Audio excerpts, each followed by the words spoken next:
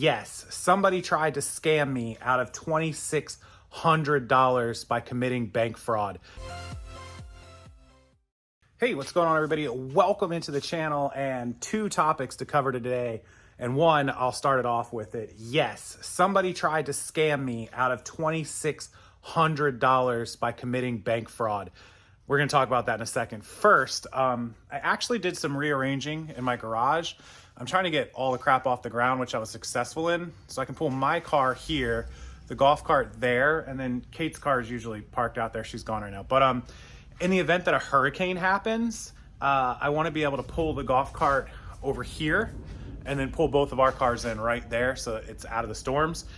That's the plan. Normally, I don't keep inventory in my garage. I keep what's listed that we have there. That's not at FBA or whatever. Most of my inventory is at my storage unit. You guys have seen the storage unit. I have like 10 pallets there right now. But I did want to bring in this one pallet, which I did. So all that floor space right there, I was able to put up an overhead storage. I'm gonna get some more overhead storage so I can put away some more of that crap, my personal stuff, so it's all up off the ground. And at any time, I'll be able to have that floor space empty, and I can always put pallets there and put the golf cart there in the event of a storm. And then, you know, our two cars will be able to park right there. So that's the plan. We'll get that done the next couple weeks because hurricane season has officially started and we're getting some bad storms. It's raining right now. But anyways, yeah, so I got this pallet in. This one just got delivered. It's 5,200 remotes. If you guys do want bulk remotes, I'll put the link down in the description box to buy those. They do ship with free shipping in 100-piece boxes. So that's cool. We'll go through that. I'll do a little sorting. So this is how we buy, guys. This is how we buy 5,200 remotes. Even if I sold every single remote for a $10 net or $10 gross, that's 52 grand. And if I netted 50% of that, it'd be 26,000. I promise you I only paid a couple grand for this pallet. So that's how you buy in bulk and how you make money. Okay, the part of the story you guys want to get to. How did somebody commit fraud against me, or attempted fraud, because I caught them and I knew it. And how did they not come close to getting away with it? And what did they try to do to scam me out of $2,600? Well, let's go over and take a look. Okay, now we're back in my office, guys, and I want to tell you the scam that happened to me over the last couple of days, and I'll put screenshots somewhere up here on the screen so you guys can see the conversation that I had. So I'll keep this as short as possible. Everyone knows that I sell wholesale merchandise, especially remotes, and I posted on Instagram like I normally do every week about selling them, and somebody contacted me that had a newer Instagram account, only a few posts, only maybe like 20 or 30 followers, and again, you'll see the conversation over here. They wanted to buy some remotes, and they wanted to buy a pallet of my remotes. I don't sell them in a pallet. I sell them in boxes of 100, and normally I get like 150 to 175 a box, depending on the quality and the free shipping and all that. And he wanted to buy 1,000. So when he couldn't buy a pallet, he wanted to buy 1,000, which isn't unheard of. I have people that buy several boxes at a time from me. They'll buy 2 boxes, 3 boxes. I have a regular buyer who has bought 5 boxes, 6 boxes. 10 boxes for 1,000 remotes would be one of the bigger orders that I've processed. Generally, people just like to buy a couple boxes, 1 to a couple at a time. So anyways, I thought it was a little weird, but I was like, okay, you know, I'll cut the guy a deal, give it to him for $1,300, and that'll be cool. Like we'll do 1,000 remotes, and this is awesome. So then we get into the how does he want to pay, and he says, I want to mail you a check. And I'm like, I don't usually do checks. I do PayPal, blah blah. I go through that spiel. And he goes, no, you know, I don't do any of that stuff. I'm kind of old school, and I'm just gonna mail you a check. And I said, okay, but you know, I don't ship merchandise until the check has cleared my bank, till everything's, you know, hunky dory and we're all set, ready to go. Because there's a scam with checks, which I'm going to talk to you about how it works in just a minute. So he mails me the check, and the next day, like I give him my mailing address to my P.O. box. He mails the check, FedEx overnight. Like the next day he emails me and goes, hey, the check shows delivered. I'm like, I just gave you my address last night. He overnighted it, and he was only in Alabama to Florida, so not very far, right? So then I go down to the P.O. box, and it was signature because it was overnight, so they left the notice. I sign for it to get the check, open it up, and the check's for $2,600, double what we agreed upon. And he goes, yeah, I want 2,000 remotes, not 1,000. So I sent double. I want to put in a double order. I want to buy that many remotes. And I'm like, I don't really sell this much to one person, especially not the first time we've done business, but okay. No problem. So my red flag spidey sense is just going bananas, right? Like everything about this, the way, some of the wording that he said in the messages was a little off. New account, no idea who he is. He asked for my phone number, which I don't generally give to anyone. But if we're doing that much business, yeah, I'll call you. I'll do something to get a hold of you, Google Voice number, whatever. So I get the check on Thursday afternoon, and I didn't really have time to get it to the bank. So today is Friday, June 10th, my birthday, mind you. And first thing I do, I get up, I take the check. Now, it's a cashier's check, an actual bank check, like legit check, right? So I take it down to Fifth Third. It's written from a Fifth Third account, which is a bank here. It's in a lot of states. It's not in every state, but it's a pretty big sized bank. My main business account, and this is very important for you to listen to, my main business account is Bank of America. I have all my accounts through them. My car is with Bank of America now. Almost everything I have, except like maybe my house and one other thing, the truck, is with Bank of America. Fifth Third is a bank that I actually do have an account at. I use it for something else that I keep totally separate. It's a very small source of income that I keep totally separate from all of my other transactions. So I do have an account with them, but I don't keep very much money in it. Sometimes it has $500 to $1,000 in it. Sometimes it has a couple $1,000s in it. It generally never more than a few $1,000s because it is something totally unrelated to anything I do in business. My BOA account's much more money. That account not.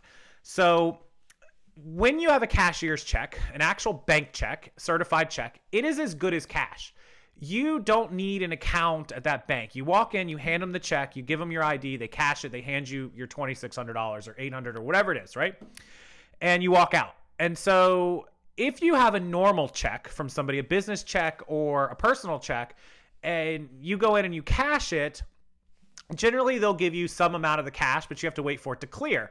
Only exception is if you have enough money in the bank to cover that, then they will give you all the cash up front and put the hold on your account until that check clears, right? Or you just deposit the check and wait for the money to clear.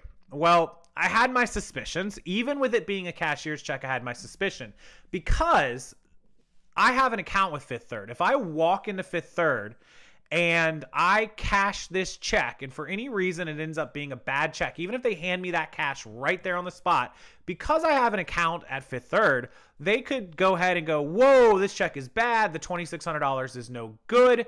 And we're going to take the $2,600 out of your account to reimburse us because you walked off with the cash and now we don't have it. And I knew that. And I wasn't going to endanger my own cash, right? I wasn't going to endanger my own account, all that sort of stuff. And to be honest with you guys, I didn't have $2,600 in the Fifth Third account. I think there's like $1,200 in there right now. Again, that is associated with something totally different from anything that I do. It's just an account I have for a special reason, and it doesn't really, just little bits of money go in and out of it. So I went in and I was completely upfront with the teller, and I said, hey, look, I want to cash this.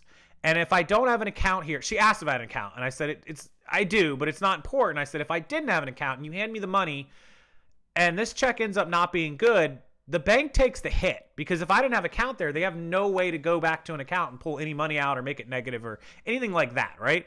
But I was honest because I had my suspicions, and I said, look, I don't want to do that to the bank, and because I do have an account here, I don't want you to go hit my account later. I think this check's a little iffy. Like, I don't know this customer, and it's just weird, the whole story. So sure enough, she looks at it, and tellers should be able to spot it anyways without me telling her, but she did. She spotted it. She goes, I'm looking at it as you're talking, and she's saying this to me. She goes, I'm looking at this check as you're talking to me, and something's not right about it. And it looked really, really, really good. And hopefully I don't know if I have any pictures. If I do, I'll put them up here as I'm recording this. I can't remember if I have pictures of just a screenshot of the conversation or if I have the actual check. I should have taken another picture. I may drive down there tomorrow and get another picture of it. But anyways, she took it to her managers. They both confirmed it is not a real check. It's a real check, but they have printed it off of an account that's fraudulent. And if you had done anything with this, deposited it or cashed it against your account or even taken the cash and walked out, we would have came after you. And I'm like, I completely agree. I know that. And that's why I was honest. And I just wanted to find out and confirm that. So that's the scam, guys. That's how the scam works. Generally what happens is it's either a regular check and people just take it in and deposit it, and then your account says you have $3,000, and then you walk out and you ship them their merchandise, and a couple days later the check comes back bad and your account loses the $3,000. You ship the merchandise, they got you, right? Like, it's done. The money's gone and you already shipped the merchandise. Or if it's like a cashier's check and you go in and cash it, and then again it's found to be fraudulent later, they can subtract those funds back out of your account and you're back in the same position. The money's gone. You're up 3,000 and then they got to take it back, so you're right back to where you started, but you went and you shipped the merchandise. So this is why if you do business with a check or money order or anything like that, you do not ship the merchandise until you have 100% cleared it through the bank, you have gotten the money, and you have made sure that there has been no reversals a week from now, 2 weeks from now. The customer wants to do business that way and they're legitimate. That's what they have to do, and they have to wait. It's a common scam, and that's how people get taken. If it had been anyone else, if it had been my mom or dad, they probably would have got scammed. Me being me, this is what I do for a living. I knew there was red flags. I wasn't ever counting on the money being good. I didn't need the money to be good. I was hoping that it was good. I was hoping they were going to pull it off the account and say, yeah, this is a business guy. He does stuff all the time. Great.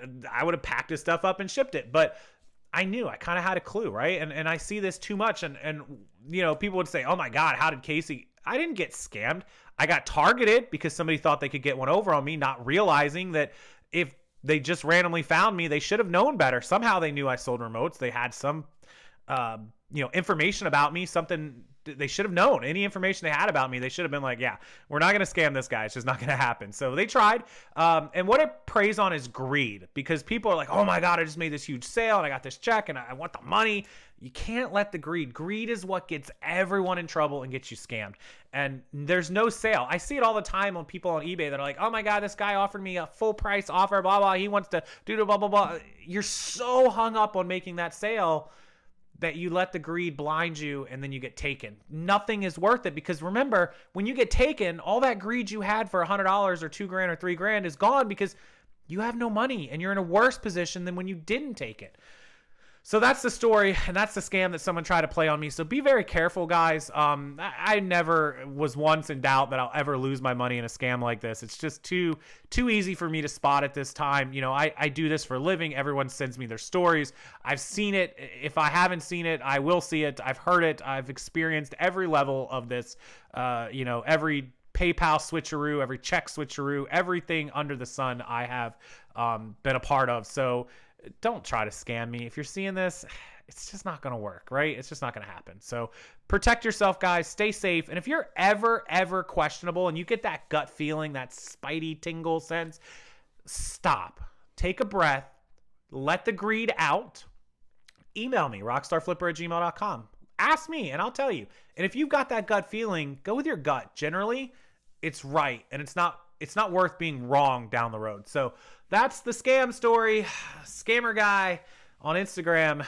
The police were notified, by the way. They called me. The bank called me and the police were notified. So I hope they come get you. I hope they put you in jail for writing fraud checks against Fifth Third and trying to scam people like me and all my viewers and whoever else you went after. And by the way, if you see this guy in your message box, he's a scam. Don't do business with him. Okay, I'll leave it at that. Thank you guys for all the support. Thanks for watching the video. Thanks for hitting the thumbs up and subscribing to this channel. As my birthday present, please subscribe to the channel. It would help me out. I appreciate that. And I've been making some news videos as well. I'll link that channel below. If you have a minute, go over there and check it out. There's some really great videos covering world events, news, and all the top stories. I think you guys will enjoy it. I really enjoy making those videos as much as I do these videos. So have a wonderful weekend if I don't talk to you. And from me to you on June 10th, 2022. God, I'm 37 today if you're asking yourself that. I'll see you guys next time.